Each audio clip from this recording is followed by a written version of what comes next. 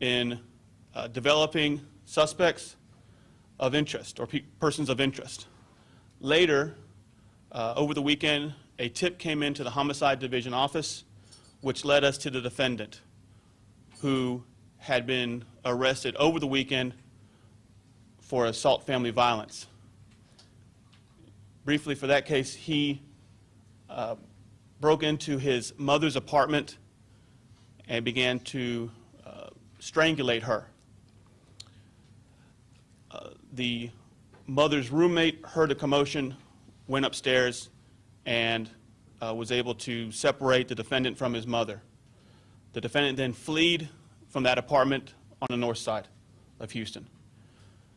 The reportee in that crime, the roommate, followed the defendant and was able to assist the patrol officers with apprehending that suspect in that case.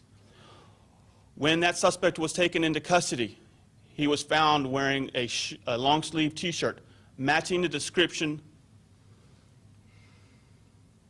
that neighbors and other people had told us, as well as dried blood on the sleeves. He was also found with a knife handle. Officers contacted Homicide Division, and we followed up on that lead. Yesterday, we developed a photo array of the suspect and showed it to Mr. Tang, as well as other witnesses who saw the defendant in the backyard of the Tang residence. After receiving positive identification of the defendant, we went to the Harris County District Attorney's Office and filed a capital murder charge on the defendant who was already in custody. That's where we're at now. We still have many things to do in our investigation. Before we go into any questions at this time, I'm going to step to the side and I'm going to have Councilman Mike Laster make a few remarks. Councilman. Thank you, sir. My statement will be brief. On behalf of a very grateful Sharpstown and larger District J community, I'd like to thank Houston Police Department and all their associates in their swift and certain work on bringing this suspect into custody. Additionally, allow me, on behalf of the entire community, to express our deepest condolences to Ms. Tang's family and to let them know that they continue to be in our hearts and prayers. The people of Sharpstown, the people of District J are a close-knit community. We watch out for each other, and we will continue to do so.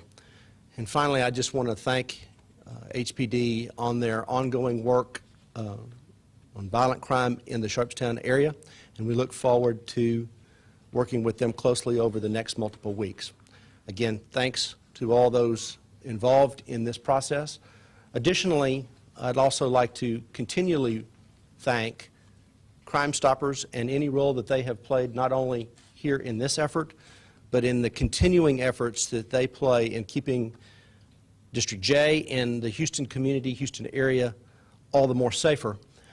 Any of you who ever hear of a crime, please reach out to Crime Stoppers if you have information, and go online or call their office directly. They are one of our best assets. Again, thanks to HPD, our condolences to the Tang family, and thank you very much for being here today. Thank you, Councilman. At this time, I'm going to open it up to any questions. So he was jailed in connection with domestic violence case. Was it an officer who spotted the resemblance to the T-shirt? Did someone in the public contact you, say, hey, you might want to look at this guy? How was the connection made? On Friday, April 1st, after the defendant was taken into custody, the patrol officer, on his own initiative, believing that that shirt would be crucial for further evidence of any crime, took that shirt and tagged it into our property room along with the knife.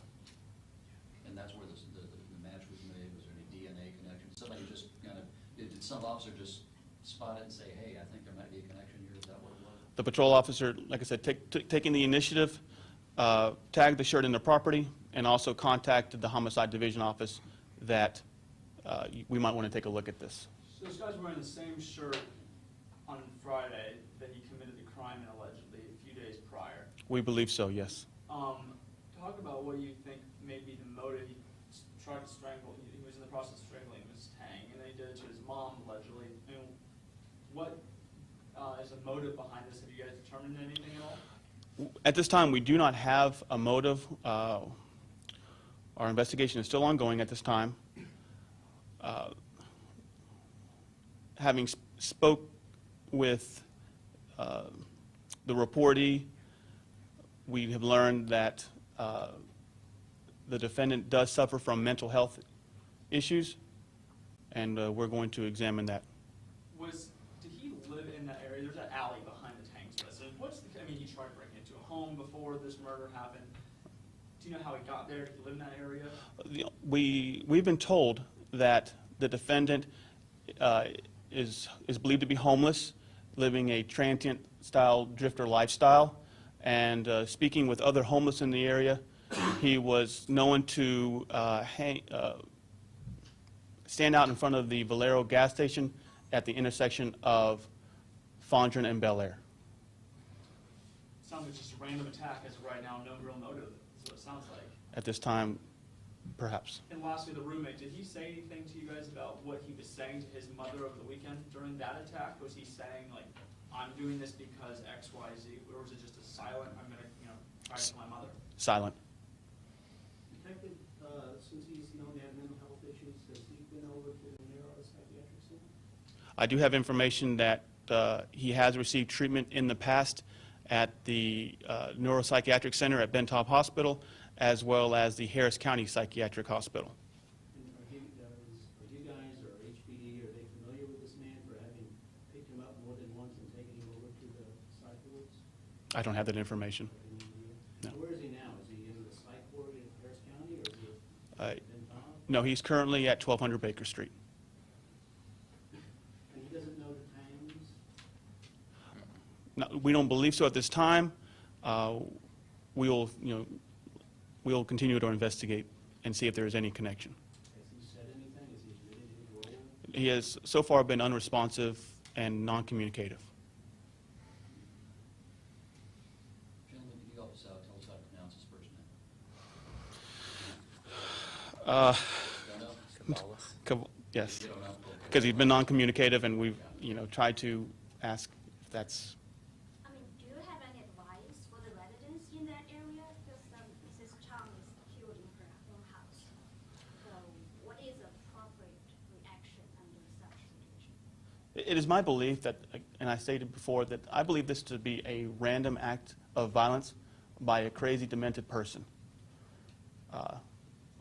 I would not stress to take any further precautions than you normally would in everyday life.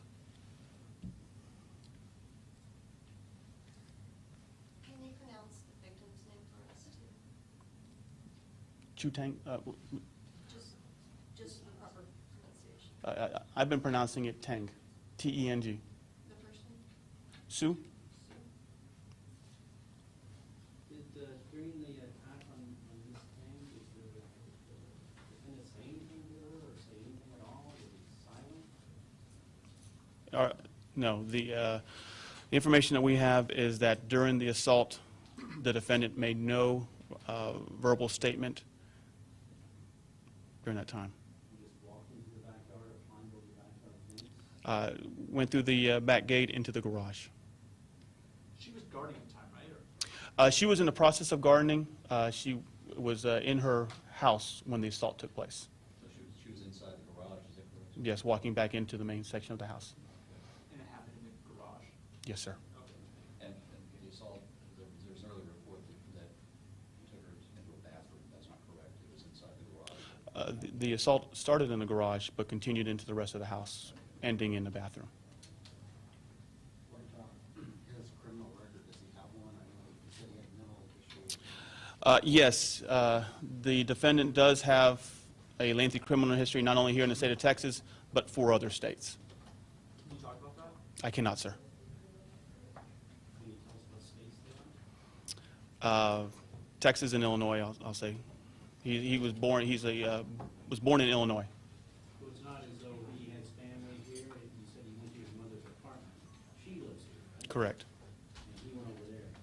Yes, sir. On what day, that was Friday. He first went over to his mother's residence on the north side of Houston on Thursday afternoon, and then the assault on his mother took place Friday morning. Was he in her bed asleep? Yes, she was. And have the investigators been able to talk to you about that attack, why that occurred? You said that was also silent. We're still investigating. We like to talk to the defendant, but at this time, he's being non-communicative, pardon me. Yes, ma'am. His mother didn't say anything? We still are investigating. We still need to speak with her further.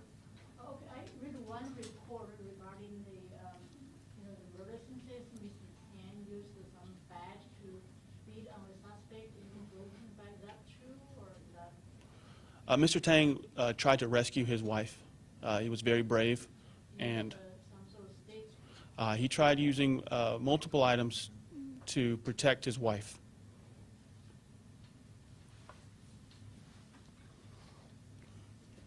Any other questions from anybody?